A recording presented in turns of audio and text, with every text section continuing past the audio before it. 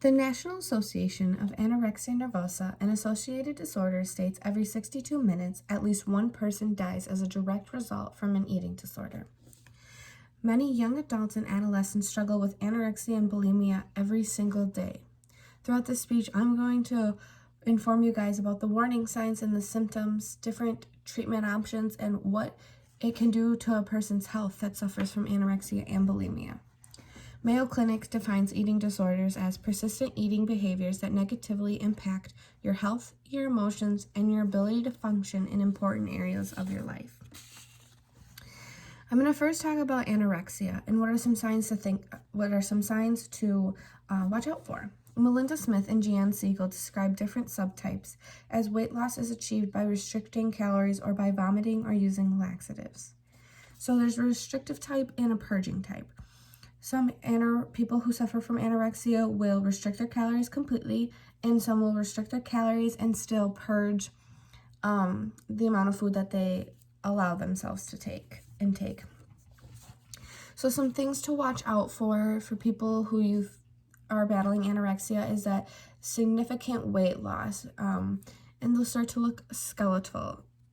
They also follow a very strict diet. They will rule out bad carbs, like no sugars, carbs. They're considered bad foods.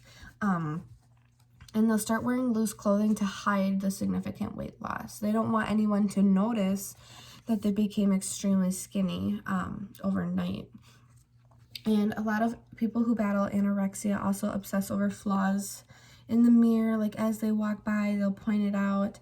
And they also are doing constant weigh-ins to make sure that they're not gaining any weight, because that is essentially their biggest fear.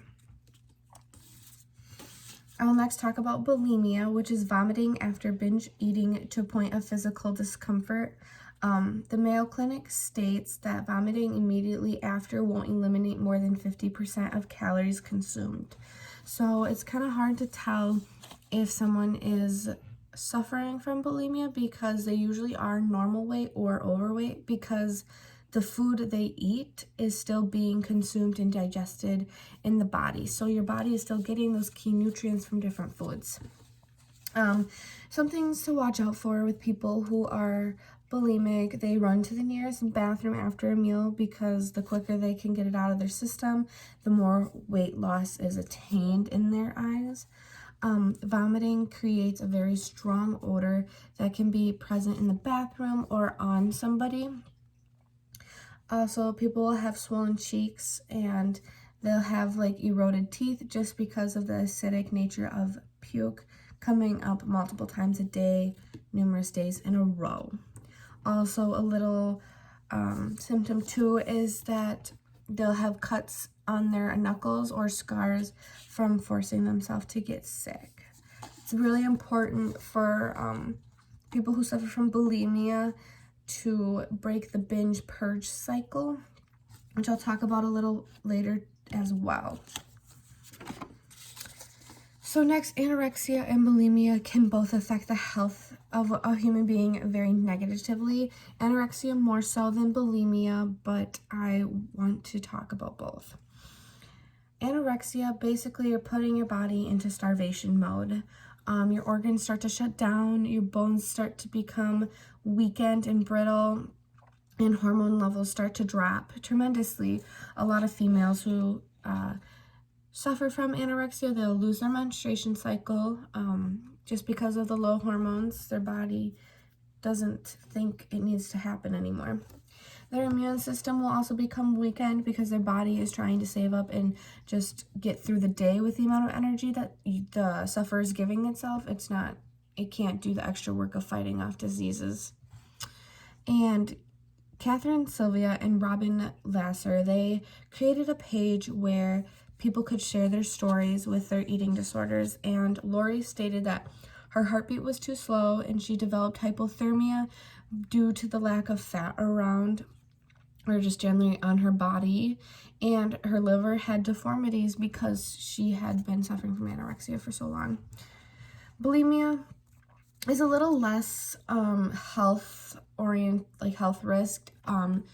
The worst that can happen is the rupturing of the stomach and throat, just due to how much you're purging.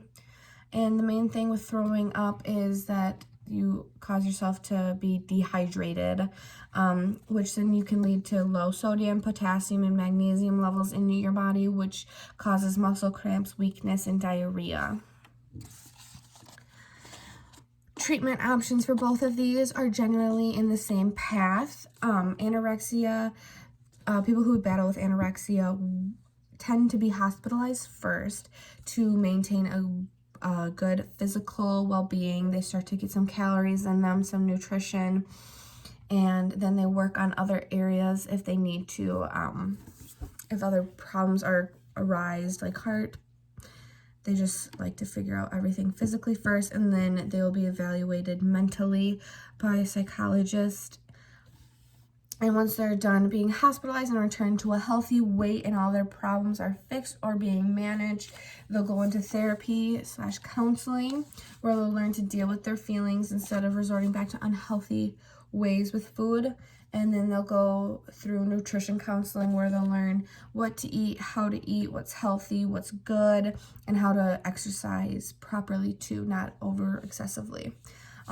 Those go both for the same for bulimia. If there's any issues or other health concerns, they will be hospitalized and fixed.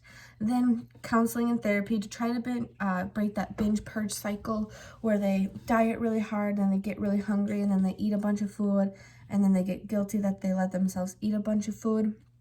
So then they will purge, and then the cycle just is very nasty and very hard to break. But then they'll go through the nutrition counseling as well. So in conclusion, Doreen Beresin, PhD, states eating disorders are often a symptom of extreme emotional distress and develops out of an attempt to manage emotional pain, stress, and or self-hate. Researchers are doing a lot of studies and tests to see what causes someone to have an eating disorder, whether it be behavior, genetics, brain function, social media, mental illness. They all kind of have a key role in it. But basically, having a good support system with you and having positive energy into healing and getting help is the first step in living a healthier, happier life.